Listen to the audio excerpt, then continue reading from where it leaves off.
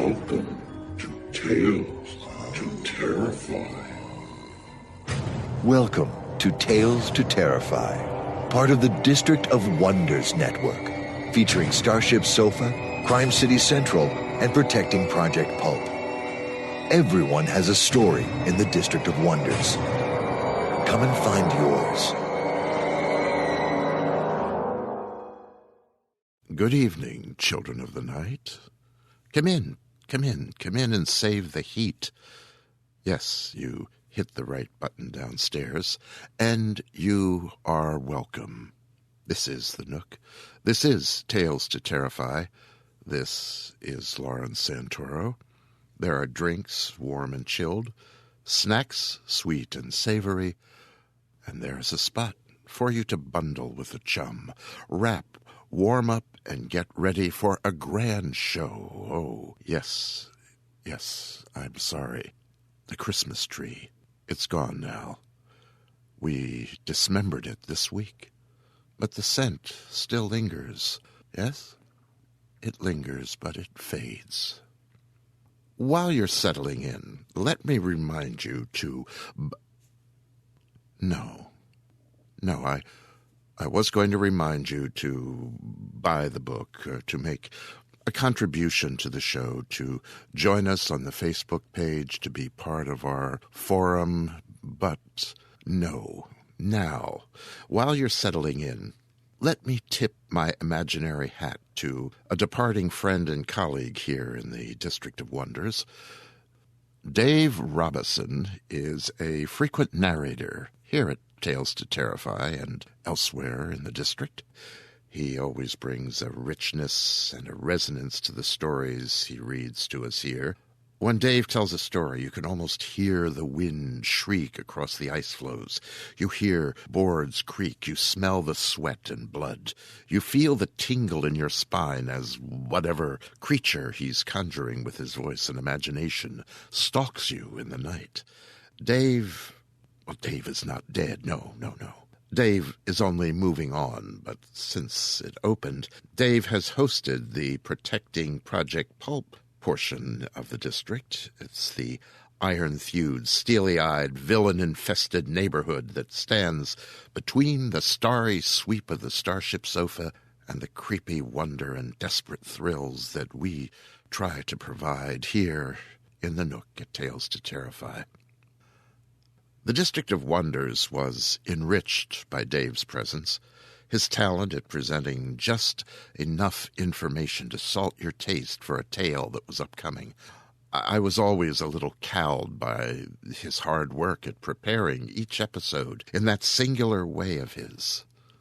I was always awed by how much Dave brought to Protecting Project Pulp, and know that he leaves an astounding legacy behind, and very big shoes to fill.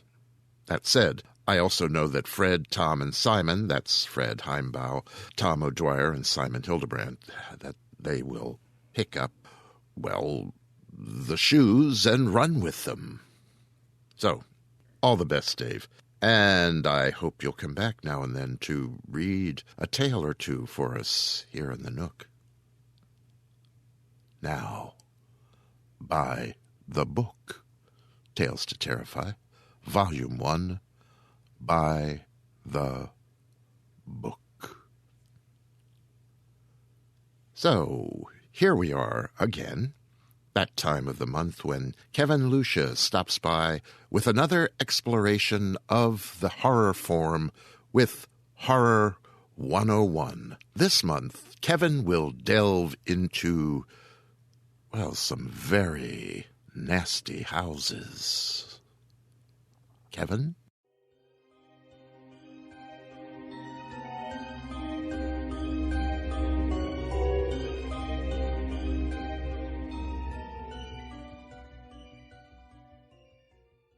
There now lay revealed such a horror as would have overwhelmed us had we not been prepared. Through a nearly square opening in the tiled floor, sprawling on a flight of stone steps so prodigiously worn that it was little more than an inclined plane at the center, was a ghastly array of human or semi-human bones. Those which retained their collocation as skeletons skewed attitudes of panic fear, and over all were the marks of rodent gnawing. The skulls denoted nothing short of utter idiocy, cretinism, or primitive semi-apedom. Above the hellishly littered steps arched a descending passage, seemingly chiseled from the solid rock, and conducting a current of air. This current was not a sudden and noxious rush as from a closed vault, but a cool breeze with something of freshness in it. We did not pause long, but shiveringly began to clear a passage down the steps. It was then that Sir William, examining the hewn walls, made the odd observation that the passage, according to the direction of the strokes, must have been chiseled from beneath. I must be very deliberate now and choose my words. After plowing down a few steps amidst the gnawed bones, we saw that there was light ahead, not any mystic phosphorescence, but a filter of daylight which could not come except from unknown fissures in the cliff that overlooked the waste valley. That such fissures had escaped notice from outside was hardly remarkable, for not only is the valley wholly uninhabited, but the cliff is so high and beetling that only an aeronaut could study its face in detail. A few more steps, and our breaths were literally snatched from us by what we saw, so literally that Thornton, the psychic investigator, actually fainted in the arms of the dazed man who stood behind him. Norris, his plump face utterly white and flabby, simply cried out inarticulately, whilst I think what I did was to gasp or hisp and cover my eyes. The man behind me, the only one of the party older than I, croaked the hackneyed "My God," in the most cracked voice I ever heard. Of 7 cultivated men, only Sir William Brinton retained his composure, a thing more to his credit, because he led the party and must have seen the sight first. It was a twilit grotto of enormous height, stretching away farther than any eye could see, a subterraneous world of limitless mystery and horrible suggestion. There were buildings and other architectural remains. In one terrified glance I saw a weird pattern of tumuli, a savage circle of monoliths, a low-domed Roman ruin, a sprawling Saxon pile, and an early English edifice of wood. But all these were dwarfed by the ghoulish spectacle presented by the general surface of the yard. For yards around the steps extended an insane tangle of human bones, or bones at least as human as those on the steps. Like a foamy sea they stretched, some fallen apart, but others wholly or partly articulated as skeletons, these latter invariably in postures of demonic frenzy, either fighting off some menace or clutching other forms with cannibal intent. Welcome to another edition of Horror 101 here at Tales of Terrify. I, once again, am your host, Kevin Lucia, and that was an excerpt from The Rats on the Walls by H.P. Lovecraft, one of tonight's selections. We're rapidly drawing to a close here in our survey of the house motif and the development of the horror genre. In brief, last time we covered Haunted House Story, which was an interesting collection of haunted house stories edited by Charles Dickens, The House in the Brain by Sir Edward Bulwer-Lytton, The Alchemist by H.P. Lovecraft, and last time's natural Gothic selection was Wuthering Heights by Emily Bronte. For this episode, which I have tentatively entitled The House and What Lies Beneath, we're going to look at the following works. First, by H.P. Lovecraft, The Rats in the Walls, The Horror at Red Hook. We'll also be looking at the very pivotal, very important The House on the Borderlands by William Hope Hodgson. To begin with, I'd like to note that the title for this installment, The House and What Lies Beneath, kind of developed because as I was noticing with this month's selections, many of the stories featured houses that were situated over these things that hid underground, and it prompted me to think about how many stories we've seen, and of course how many horror movies deal with this lurking horror or alien thing that's underground, that's hidden underground, that we end up encountering. So many of these stories feature this, and it's a very common motif. I think a lot like, in a very, very quick armchair psychological evaluation, a lot like how the haunted house is an inversion. It's a horrific inversion of the safe. Our house is supposed to be safe. It's our sanctuary. It's where we live. And to then create a house that is horrific or haunted or cursed or possessed is very much a horrific inversion of that desire for sanctuary. I feel like that having horror underground, under the very ground that we walk on, is a similar inversion. The ground is supposed to be stable. It's what we walk on. It's what we build on. It's what we live on, every single day. And it's supposed to be trustworthy, stable, and dependable. And that's why, earthquakes can be one of the greatest natural disasters, because the very foundations of what we walk and live on every single day has now suddenly become untrustworthy. And I feel like that motif evokes a similar horrific aversion that the haunted house does, in that the ground that we walk on is supposed to be safe. It's supposed to be dependable. And for something to be lurking underneath the ground, waiting to consume us or waiting to menace us, works along these same lines of horrific inversion. So there's great power in the fear that the very ground we walk on cannot be trusted. And the relationship, I think it's a very efficient tool in all kinds of fiction, but especially in horror fiction.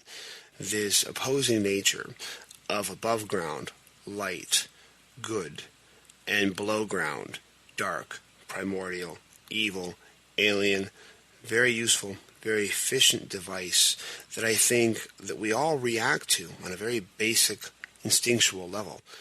One of the best examples that I always keep coming back to, even though we target it as science fiction, is the Morlock and the Eloi in H.G. Wells' Time Machine, because things that live in the dark, underground, that hide from the sun are pale, hairy, subhuman, disgusting, and menacing. They're predatory, and they're carnivorous. And even Jules Verne's Journey to the Center of the Earth, there's an idea that what's down here is lost, forgotten, maybe amazing and wondrous, but also a little bit terrifying, simply because it's so disconnected with our modern world. And one of the reasons that I think horror fiction involving this underground factor is so, our reaction to that is so visceral, because something that's common in all horror fiction, there's a transgression of boundaries that occurs here. Both Noel Carroll, author of, again, The Philosophy of Horror, which I can't recommend enough for horror fans of horror fiction and film alike, and Manuel Aguirre, the author of the article Geometries of Terror, cites this as a central theme in many Gothic and horror stories, that horror is produced when there's either a literal or a figurative transgression of a boundary between two worlds. Especially Aguirre, in his article, Geometrics of Terror, he cites that in Gothic fiction, and by extension we can assume horror fiction, is often a fiction of spaces and doors opening to those spaces, often in spite of its occupants' wishes and their efforts. And according to Aguirre, we could say that horror postulates two zones: the human domain of rationality and intelligible events, and the world of the sublime, the terrifying, and the chaotic numinous. And once again, we come back to the theologian Rudolfo Otto with his ideas of the numinous and divine terror. But this area transcends human reason and is completely alien to us. These zones are often separated by a threshold. And again, this could be literal or figurative. We've seen these kinds of things played out in numerous different types of horror stories. And that the plots invariably involve a movement from one site to the other, which is presented to us as a transgression or a violation of these boundaries, and this is what produces the horror of the story. And one thing that's important to note here quickly, just like Shakespeare did not invent iambic pentameter, Gothic and horror fiction didn't invent this model, of these two worlds and a penetration into another world. I'm sure anyone who's familiar with myth and folklore will see shades of this. Also, you can even see shades of the monomyth and the journey of the hero, Joseph Campbell, in this. Gothic horror has just used this very, very well over the years. This transgression is something that produces the horror of the story. And coming back to our main topic today with houses with things that lie beneath them, this transgression into this subterranean world where humans do not belong, or into this world that is menacing to us, creates this feeling of horror, this sensation of horror in the story. So because the thresholds to these worlds lead to these worlds, according to Aguirre, they become liminal spaces. They're an area of transition from the human world of rationality to the world of numinous irrationality, sublime terror, alienness. So these spaces, these boundaries that are transgressed themselves become objects of horror. So it's not just the cavern or the basement beneath. It's the door leading to the basement beneath. It is the opening. It is the cave entrance. So these areas of transgression, this transitional space, becomes just as much a source of terror as where we're going to, because there's a sense of ambiguity there, a sense of dislocation as we're moving from one world to the other. And Aguirre notes that in his analyzation of this motif, that this is used very often in the labyrinth motif, which of course brings us back to the stories we're presenting tonight, this idea of houses with these cavernous things beneath them, whether they be entire cities or grottos or places where unholy ancient rites have been conducted, once again subverting the idea of the house is supposed to be safe, it's supposed to be sanctuary, but really no, it's sitting on the portal to this other hellish world. One thing Aguirre notes that very often in these stories, space is very fluid, it's very deceptive, it's very untrustworthy. These liminal spaces, these other worlds. Castles are really easy to enter, but hard to exit. And that's why he calls these numinous spaces. He also notes that very often these spaces are larger on the inside than they appear on the outside, lending again to that subverting of reality. Here's the human world where everything makes sense, and we penetrate into this little cave beneath the house, and suddenly there's this whole other world. This brings us very nicely to two of our stories tonight, The Rats in the Walls by H.P. Lovecraft, and also The Horror at Red Hook, also by H.P. Lovecraft. In The Rats in the Walls, the descendant of the De La Poor family has moved from Massachusetts to an ancestral estate in England, which he's inherited, which happens so often in these stories, the Exham Priory. Throughout the course of the story, he notices after he's moved in this mysterious sound of rats scratching in the walls. Especially his cats, and his favorite cat, is trying to get at this scratching sound in the walls. Eventually, he ends up tracking the sound of the basement, and in the basement, there's even a sub-basement. When they go underneath, again, basement, no, not just a basement, sub-basement. They go into the basement and find an altar with all these inscriptions and engravings dedicated to pagan beliefs and gods. And when they move the altar, they find this stairway from the excerpt I read at the beginning of the show into this cavern underneath, where appears an entire world, an entire ancient civilization that's now dead.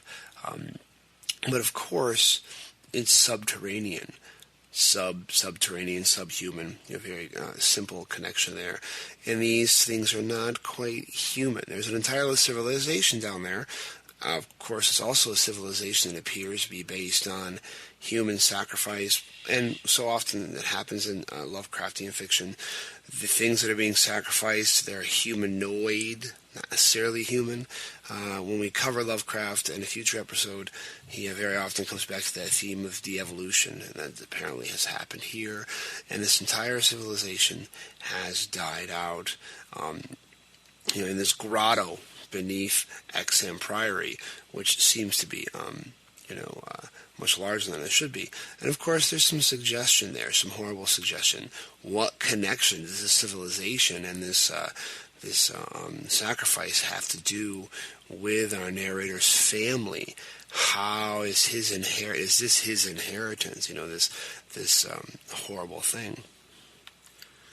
As the story progresses, we have the consequences of this transgression, because not only do they discover this world, but eventually our narrator, after wandering around in this subterranean world, is consumed, which is a trait we see all through fiction. We see it in horror fiction, we see it in literary fiction, although I'm convinced that Heart of Darkness by Joseph Conrad is very much a horror novel, and we will cover that at one point as well. Like in Heart of Darkness, when the characters penetrate into this other and they are consumed by it, also is our narrator in The Rats of the Walls. He's eventually found in one of the corridors, consuming in the same cannibalism that apparently this entire civilization thrived on, one of his fellow investigators, although he insists it's not him that ate his friend, but the rats on the walls. But this is a very common motif of transgressing to this barrier, is being consumed by what we find there. The Horror at Red Hook, also by H.P. Lovecraft, features this same thing. It also, we'll come back to the story, because it also involves Lovecraft's introduction of a kind of an occult detective in a state trooper, Thomas Malone. And the story itself is kind of an explanation as to why he has a phobia of very large buildings. They end up giving us a story about how he's assigned to a case in Red Hook, a township that's experiencing lots of kidnappings. And there seems to be a connection between these kidnappings and immigrants that have a connection to a man named Robert Sodem, who's he's a descendant of an old family. He's become eccentric and kind of a recluse and wandering around and mumbling, but he undergoes a startling change in behavior where he becomes a very dapper man about town, looking much younger, radiant. He takes a wife and he gets married, but there's all these rumors of kidnapping and maybe child torture, sacrifice, things going on. They investigate his flat, can't find anything, nothing ever sticks. But then one night, on his bridal boat, I guess you could say, he's murdered, his wife is murdered, and then when Malone finally enters once again into Sodem's house, and he goes into the basement, he comes across a door. And this door doesn't just open, this door sucks Malone in, and he encounters this hellish landscape that is full of alien beings and sights, and this big lake that just couldn't possibly fit under this house, and an altar to these ancient pagan gods, and he blacks out, of course, because once again the other is overwhelming, we can't stand it, it consumes us, and he blacks out. And when he's eventually discovered there's a cave-in that killed everyone else in the investigating party except for Malone. And, of course, doctors say, oh, well, you imagine everything that happened down there.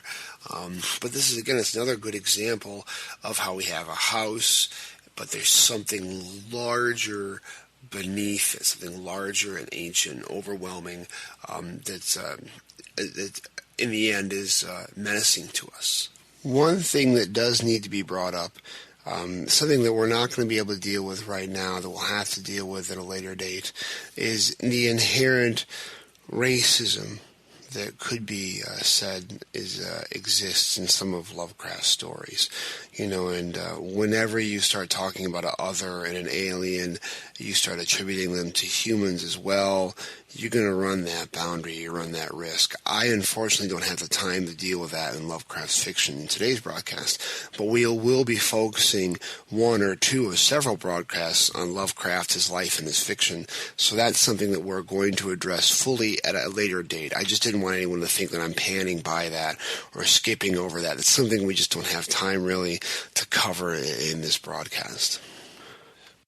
And this brings us to today's novel selection, the seminal The House on the Borderland by William Hope Hodgson. And it's only right that we feature this novel looking at the Lovecraft stories that we have tonight, because, I've read in so many places and heard from so many people that Lovecraft paid Hodgson very high accord, very respect, considered him one of his favorite authors and a big influence, which we can definitely see that. In The House of the Borderland, we have this motif of something beneath the house and even more. The story itself marks a turning point in the development of the Gothic novel and the haunted house novel, in that we finally have a departure from these well-worn, used motifs of an ancient manorial house. It's been in the family, and we have the female protagonist who's menaced by supernatural terrors that may or may not actually have human origin. We have a very first introduction of a sense of cosmic terror and cosmic horror in The House in the Borderland, and it marks definitely a dramatic turn in the tale of the haunted house or cursed house. Also, The House in the Borderland features a really common classic motif of the discovery of a lost manuscript, because that is, of course, how we receive the story. Our two main protagonists in our framing device, a Tonneson and a Bergenog, are two British gentlemen who have gone to Ireland for a week of fishing and backpacking across the country, and they come across the ruins of the House of the Borderland. And they also come across, which, of course, the ruins are viewed with suspicion and superstition and fear by the local natives. They are warned, don't go there, don't go near the house. So they've got all these terrible stories about it. Of course they do go near the house. And they discover a manuscript. And our two English gentlemen characters end up reading the manuscript, and that's how we get the story of the House in the Borderland. In short, The House of the Borderland is the story of the recluse. That's all we ever know him as. He's our unnamed narrator. He lives there with his sister Mary and his dog Pepper. And he chronicles the strange sights and occurrences that he experiences at the house. Now, The House in the Borderland fits into this podcast beautifully because it works on so many levels. Talking about atque and the labyrinth, and the thing we've talked about with our story so far is that is a major element of the story, is that behind the house is this great chasm, which from out of the chasm comes these swine-like beings, which again, the House in the Borderland really departs from the Gothic tradition at this point, because we don't have ghosts and warnings from God and vague supernatural omens. What we have is the introduction of these white, humanoid, swine-like beings that are bipedal. They're certainly human-like, but they have these facial features that's very piggish and very swinish. And they, for a portion of the novel, attack the House in the Borderland from the rear out of this great chasm, which our narrator eventually learns he could reach access to this chasm through the basement of the house. At one point, these swine things try to penetrate the house from beneath, through this chasm. And he also ends up trying to investigate, and all he ends up discovering, once again, is this great bottomless pit that doesn't seem to have any end, So it definitely works on this whole labyrinth motif. But it also works in what the Aguirre was talking about, liminal spaces and a threshold, because the house on the borderland is exactly that. It itself becomes a liminal space, and it itself becomes a threshold, because a large portion of the story also deals with the fact that our narrator, the recluse, has these visions, hallucinations, visions, whatever you want to call them, where the house itself transports the recluse to some far-off cosmic plane, where in one instance it takes him to this almost like distant cosmic planetary plane where he sees an exact replica, only in like gleaming jade, of the house he's living in. On this it's almost like on the surface of the moon, and it's this desolate place, and he sees a gigantic version of the swine thing trying to peek into the house. And the house also transports him to a silent cosmic sea where he's able for a time to be reunited with a lost love of his that died years before. So is it limbo? Is it some other plane of existence? And there's hints that this area is an area that only exists because of arcane, ancient, evil rites. But of course he wants to go there anyway to continue to see his lost love. And also as well, the house transports him to this far-flung future where he literally views the destruction of the universe, as stars flare up and die out. So this story was wonderfully written, and again, it changes. It stands out as one of those novels that changes the way readers and writers must have thought about horror and the house and its function in that horror. In that it works both with this cavernous reaches beneath the house, behind and beneath the house, from which these swine, piggish things come and attack the house, but also because the house itself literally is a threshold. It is a liminal space. It's neither here nor there, especially when he's transported in the future. This was that one scene when he is sitting in his study and he suddenly just fast-forwarded into the future, so much so that Pepper, his dog, just kind of disintegrates in front of him. And eventually we have, again, fungus, a very strange fungus disease ends up infecting him and killing him, or at the very least, we know he's dying of it with this like a luminous fungal disease as the story is closing.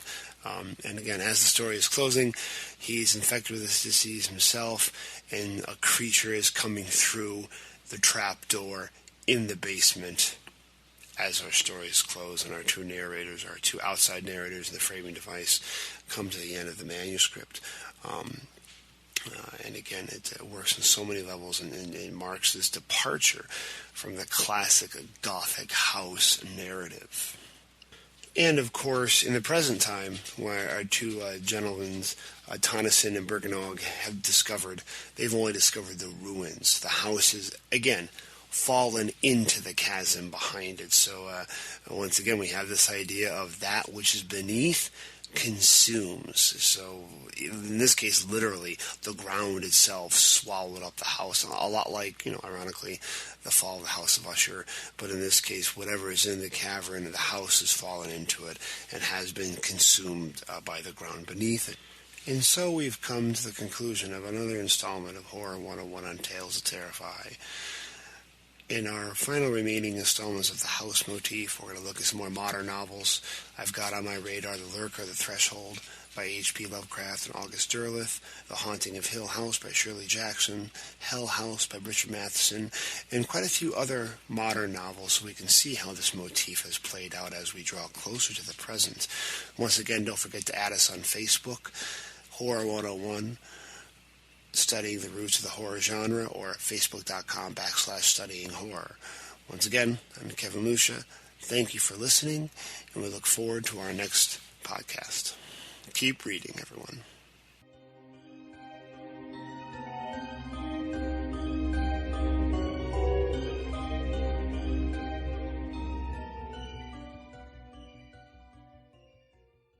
Thank you for that, Kevin, and I look forward. Creepy houses. Yum. When I was in my third undergraduate incarnation at a small eastern state school, my philosophy professor, he who will remain unidentified but for the name Webster, and one of the school's leading football lights, who was also something of an intellectually advanced life form by the name of Bill, were living in a pre-Civil War house built on the side of a mountain in the middle of a deep wood. Many parties were had at Webster and Bill's place. The place was reputed to be haunted. The tales told by both Bill and Webster of unaccountable knockings in the night, the sudden overturning of seemingly stable chairs in the same room as Webster or Bill, who sat quietly reading. The tales were supported by Bill's dog, a large black Labrador. There were parts of the place where the dog just would not go, wherein this otherwise amiable beast's hackles would rise, his teeth to bare and low growls to come from his chest. I saw this myself many a time. The capper on the stories was that one evening Webster was awakened from a sound sleep with the feeling of being in company in the dark in bed. The bed, yes, seemed to have another occupant. Finally, Webster said, he threw off the covers, and next to him was, well, something he could only describe as a darkness, a blackness. This evasion of light and space suddenly rose up. It engulfed him, then was gone, leaving Webster breathing the scent of burnt cotton. Well, suffice it to say, there were many tales, many experiences, and quite a lot of drinking that surrounded life in that place. Now, the story was that this house, built in the early part of the 19th century, had been a stop on the Underground Railway that had enabled escaped slaves to flee the South and get to freedom elsewhere. The owner of the place is said to have been somewhat mad, and is said to have imprisoned an uncertain number of these escaped slaves in the basement, where he tortured them to the death. I don't know. There was an ancient reed organ in the cellar of the place, an organ that dated back to the time of this alleged madman. It's the place where he performed, well, whatever it was he performed. The only experience I ever had at Webster and Bill's place on the mountain in the woods was one evening, outside taking pot shots at the old barn with Webster's .30-06, that organ began to play. There was no one inside, no one to pump the treadles or touch the keys, yet there it was. No tune, nothing recognizable, just notes playing one after another, a rhythmless rhyme. Well, it was just a breeze shining through the reeds, yes? Yes, maybe. The next day I went off. I left the area to be sworn into the military. I never got back to the place, and when I returned to the school 4 years later, both Bill, the dog, and Webster were gone. Well, okay, that's enough of that. Nasty old house. And thank you again, Kevin. I am looking forward to next month's offering of Horror 101. And if you're so moved, have a look at Kevin's website. The URL is on Tales to Terrify's homepage. Fiction. Fiction tonight is from one of Tales to Terrify's oldest friends, Sandra M. Odell. Sandra was one of our first Facebook friends and has been a constant observer, booster, and sometimes critic of the show and its efforts. At the recent World Fantasy Convention in Canada, I met Sandra and her husband, Cecilia and I spent some pleasant hours with her, dinner with her, et al. In any event, she has now sent us a tale or two, one of which you will hear this evening. Of herself, Sandra M. Odell says that she is a happily married mother of 2 teenage boys, an avid reader, a compulsive writer, and she is a rabid chocoholic. She's a 2010 graduate of Clarion West and has had work in venues such as Jim Bain's Universe, Idiomancer, the anthologies Fear of the Dark and Deep Cuts, and has had various works read on Pseudopod, the Drabblecast, and now Tales to Terrify. Per regulations from the mayor of the District of Wonders, I am required to mention that Sandra's story tonight contains graphic sexual references and will leave you with disturbing mental images. Of course it will. Here is Sandra M. Odell's David Milner is...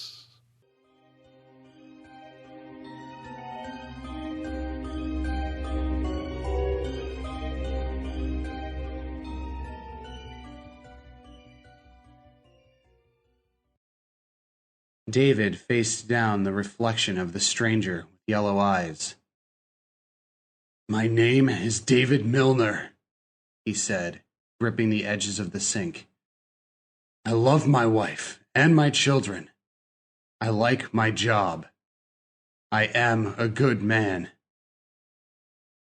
That night, he slithered out of the house and killed a prostitute working the corner of Olive Way and 135th East. The prostitute's marrow was savory with a lingering bite of wormwood. He danced in her skin under the streetlight, hoping for a bit of attention, but no late-night Casanovas pulled to the curb. "You're late," Larry said. The first shift supervisor was a big man with thick-fingered hands and arms knotted with years of blue-collar labor. David zipped up his white coveralls and reached for a pair of insulated gloves. "Sorry about that. Traffic was hell." The cold sucked the life out of the words, leaving wisps of white. He discreetly checked his reflection in the frosted chrome of the storage locker. His eyes were brown again. "That makes the 3rd time this week, man. You gotta find another way in or get up early or something, or Lander's gonna say something and make me write you up." Larry slapped him on the shoulder. "Let's get it on." Together, they humped hard, frozen sides of beef and boxes of offal from the cold truck to the freezer. Wide-bladed fans kept the freezer air circulating, air so cold it burned every breath and left the taste of raw meat at the back of David's throat. He thrust his hands in the pockets of his coveralls after every deposit, afraid he might linger over the chill white of a rib or knuckle. There was nowhere cold enough to kill the boogeyman just beneath his skin. It squirmed sluggishly under the tendons of his hands, making them ache. David clenched his fists in his pockets. "A good man." Larry shouldered a box of kidneys to the top of a stack. "What?" "Nothing." With the truck empty, David washed his rubber boots and headed to the boning tables. The packing room floor was slick with a butcher's brew of water, blood, and fat that pooled in the holes of the rubber mats flanking long steel tables with hard plastic tops.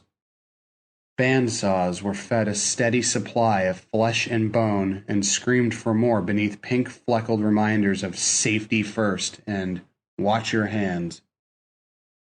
Marty turned off his saw and waved to David with 4.5 fingers. "Hey, what's up, Davy?" To his right, a helper scraped cutting debris from a stack of meaty red arm steaks. "Not much." "How's the kids' derby cart coming?" "Lyle's still up on the blocks," David said too late. The saw was hungry and roared back to life, demanding Marty's attention and the next frozen slab. David nodded in Marty's direction and continued on. His station at the boning table was an orderly selection of blades and saws arranged in stainless steel anticipation. The luster of well-kept steel and evenly spaced teeth never failed to lift his spirits. David took pride in providing a quality product, and he reminded himself of that fact until he could grip a boning knife without wondering why he thought his eyes would change color. They'd always been brown, a familiar everyman brown, just like last night he was sure of it. Coffee brown, nut brown. Larry and Marty's eyes never changed color. They were good men. David whistled while the silver tip neatly dissected prescapular lymph glands and cut away strips of heavy yellow elastin. Lunch was the usual collection of leftovers, with the added bonus of a Swiss roll snitched from the boys' treat cupboard, and then it was back to the boning table to remove ribs and feather bones from square-cut chunks. And to think about marrow. The knife landed tip first in the mat beside his right foot. David grabbed it and hurried to the sterilizer.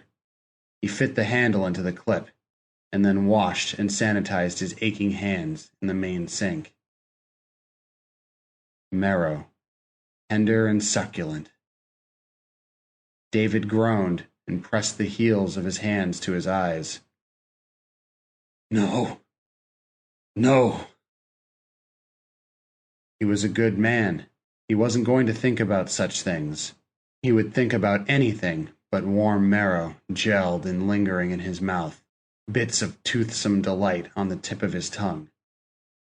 A good man. He washed his hands again, third time, grabbed a clean knife, and headed back to the table where bones and meat were neatly separated and waiting. David struggled to keep his eyes on his hands and his mind on his work until he leaned too far into a cut and the handsaw slipped. The grating whimper shivered over his sweating palms. No.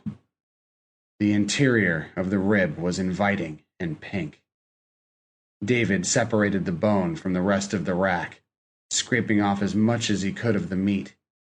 He stuffed it up his right sleeve and headed for the freezer, where he closed the door behind him and moved to the corner under the fan. David slid the rib out and brought it to his face, warming it with his white breath until the tiny crystals beaded and rolled slowly around his trembling fingers. He tried to wedge the tip of a finger into the cut, but the opening was too small and would not yield.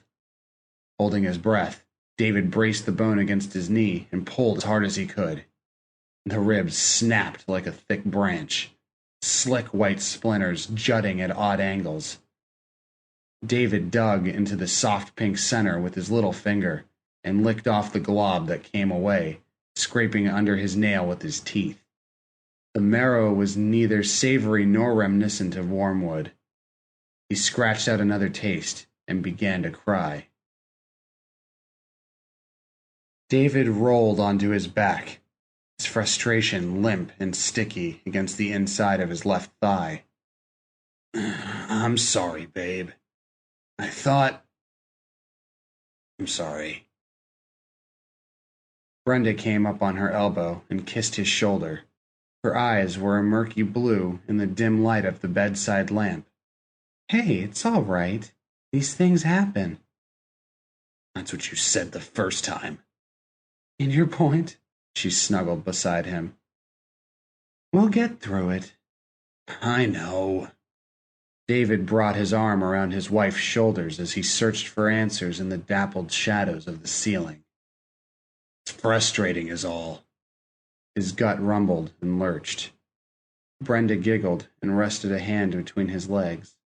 Well, if you're that hungry, you could always eat me.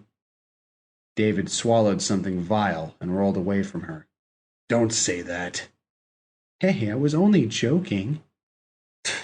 Whatever. He swung his legs over the side of the bed and slipped on his pajama bottoms. He tightened the waist tie until it cut painfully into the skin above his navel. I'm going to get a beer. You want something? Brenda lay back, putting her hands behind her head. Whatever. His footsteps and the hum of the refrigerator were lonely, accusing sounds as he wandered into the kitchen. David pulled 2 beers from the refrigerator and stepped onto the deck, closing the sliding glass door behind him.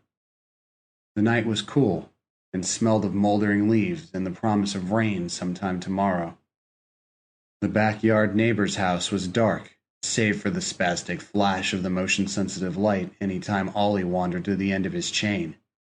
More often than not, the light of the Great Dane's wanderings kept David awake when he longed to sleep. The first beer went down much too quickly, but the discomfort was enough to take his mind off his continuing failure as a husband.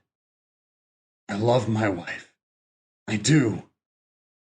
He opened the second beer and sipped slowly, thinking of Brenda and the boys, of how they deserved better, and his hopes to make it big someday. He would pay off the mortgage, buy a boat, maybe sail around the world with his family. There would be time to teach Kenny how to fish, and help Lyle with his scouting projects, maybe even volunteer to be an assistant scoutmaster.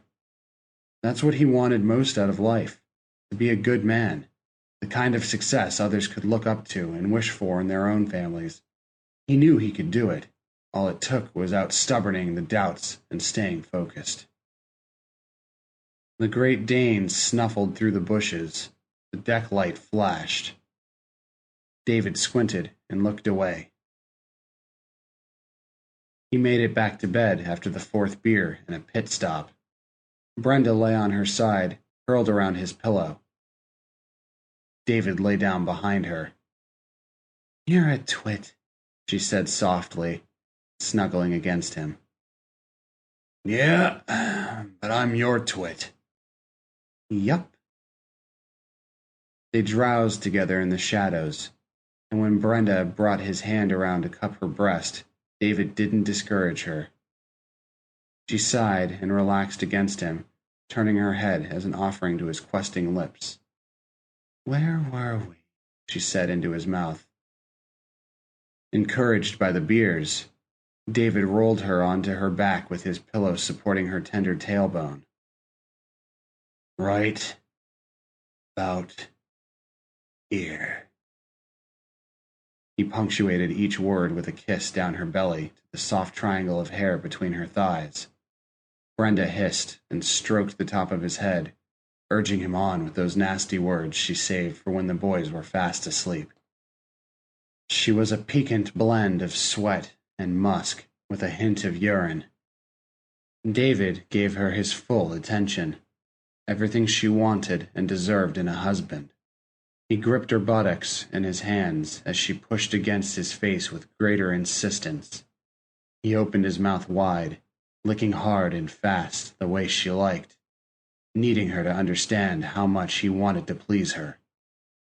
The sound of her voice drove him deeper into her body and his own excitement, until he gagged, retched inside out, and thrust a tentacle into her vagina, pressing against her pubic bone appetizer.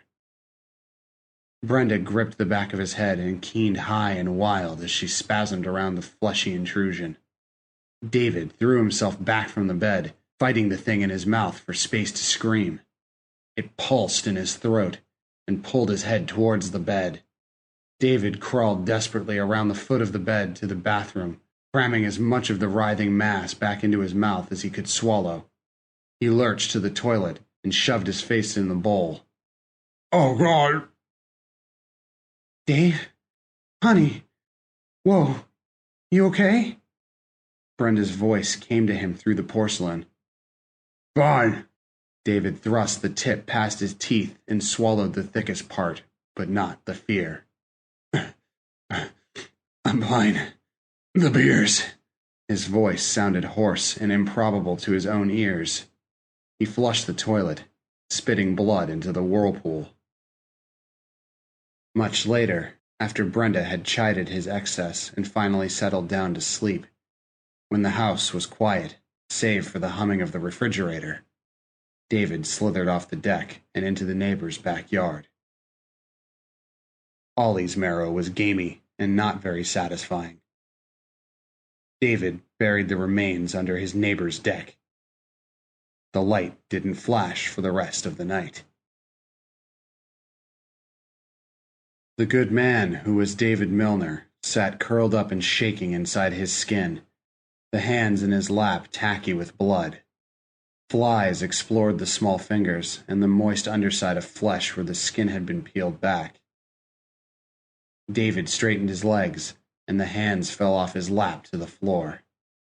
The flies took to the air in black protest before settling once more to the feast. The garage floor was poured cement, sealed to protect it from the stains and wear of 4 years and countless projects. David remembered applying the seal with the boys, how he directed them to use long strokes and spread out the puddles. "Anything worth doing is worth doing well," he'd said, double-checking their work with his own long-handled paint roller. At the end of the day, he'd taken them out for Dairy Queen and told them how proud he was of them. Yet, after all that care, the blood had found its way into minuscule imperfections, creating a network of discolored veins that looked nothing at all like either boy. How could he have not noticed until now? An accusation of footsteps came from inside. The door leading to the house opened outward, and Brenda stepped over the threshold. "Dinner time, guys!" David turned to her, his wife. "I'm sorry, babe. I tried." He choked on the truth, the words and the flesh. Brenda covered her mouth with both hands. Rivulets of her scream leaked through. He caught his hand with the sander and it started to bleed."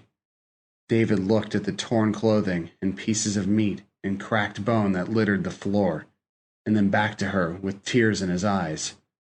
"God help me, Brenda. I tried not to." She turned and bolted, her panic razor-sharp as she raced up the stairs.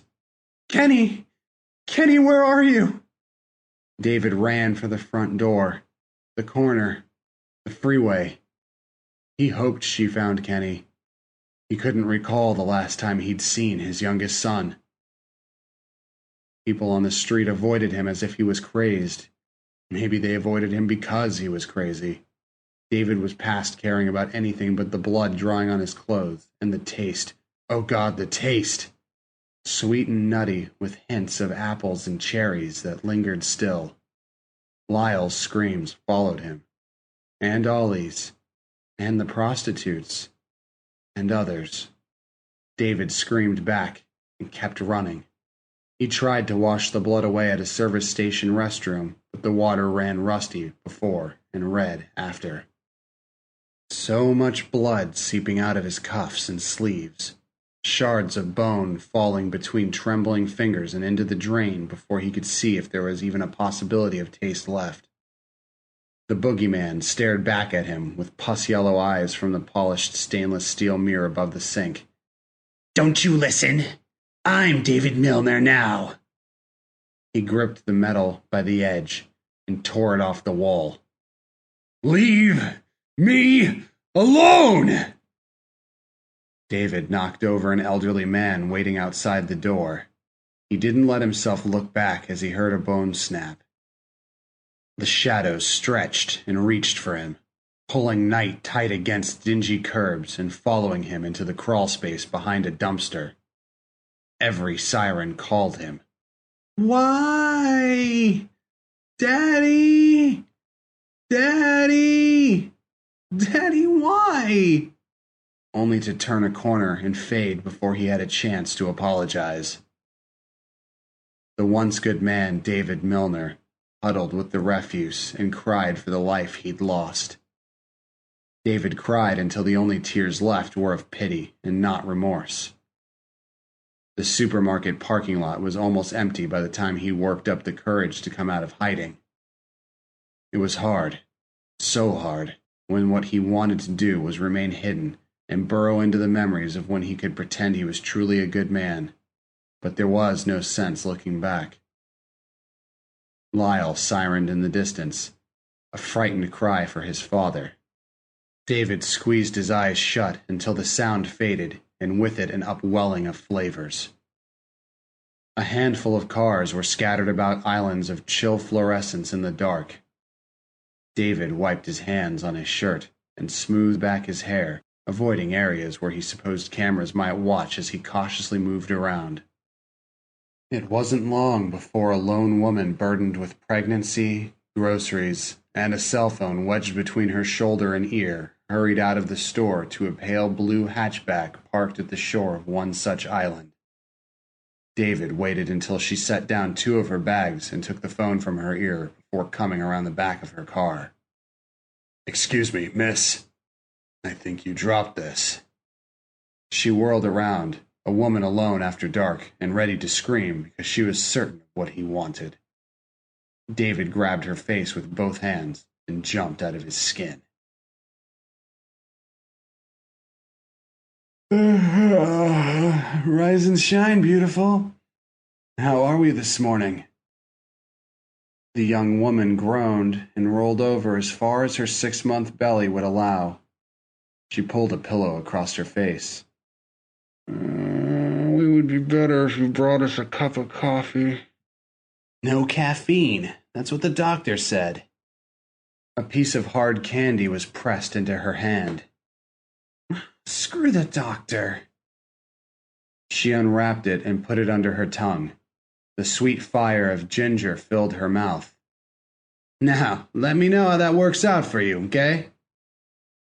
Her husband kissed her, his breath a contrast of Kana brew and toothpaste. Call me after the appointment. I gotta run for now, though. Love you. Steps faded and were gone. The young woman waited until she was certain he had pulled out of the drive before scooting out of bed. She stepped into the hall to turn on the central air conditioning and headed for the bathroom where she did her business and then stood in front of the sink staring at her feet.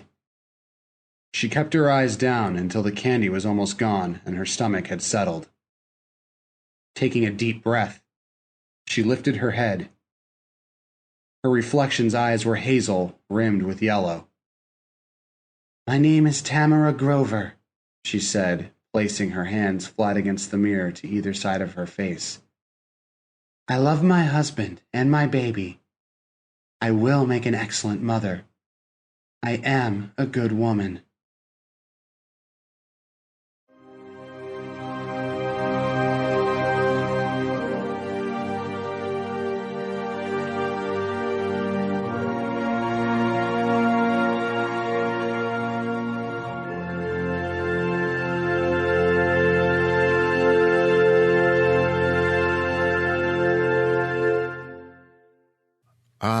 Don't we all love tales of monsters and human guys, monsters that survive the author's final keystroke? Yes, we do. Yes, we do. And thank you for that, Sandra. I hope, by the way, that you're feeling better and are able soon to use your eyes as they were meant to be used. David Milner was first published by newmyths.com in December 2010. By the way, Sandra M. Odell's collection of short stories, The 12 Ways of Christmas, was released by Hydra House Books in 2012. The 12 Ways of Christmas is currently available directly from Hydra House Books or at Amazon.com. You might want to pick it up now and clutch it in reserve for next season. And thank you again, Joe Sammarco, for your reading of David Milner Joe Sammarco is 25. He's from Los Angeles originally, but now lives in Harrisburg, Pennsylvania. He proudly considers himself a geek with a soft place in his heart for fantasy, science fiction, horror, and PS3 gaming. By now, Joe has narrated at least a few dozen stories for the Starship Sofa and for us, and is focused on becoming a professional voice actor for animated films and gaming. So, if you need a voice for whatever project you have going that needs a voice, get a hold of Joe. And that, as we say weekly, is that. Be up and doing, children of the night. Be bright and chipper. By the way, if you're in Chicago tonight, Friday, February 15th, 2013, please know that it is Cecilia and my anniversary. Yes, we have celebrated, but Marty Munt, Chris Bell, and I are going to be reading at Stella Espresso tonight. That's a coffee house just up the way. 7 p.m., 1259 Devon Avenue. Tonight's symposium will consist of Tales of the Apocalypse. You must be there. Well, are you ready? Then be off. Be homeward bound. You know, as you wander home on dark and chilly nights such as this, you'll naturally be drawn to the old dark houses that line the side streets of this neighborhood. They've been there, many of them, since the end of the century before last. The spaces within resound with the lives that have been lived there and sometimes that have been lost there. Well, pay no attention to them. You've got a dark and windy night to pass through. The houses will ignore you. But not so all the passers-by. There won't be many, but it doesn't take many. Just one to draw near and, well, that won't happen, will it? Never has. Not to you. Not yet. You've always made it home. You've dashed upstairs in the dark. You've fed the cat. You've undressed. You've slipped under the covers, all the while knowing that you are a good person. And, as always, will have very pleasant dreams.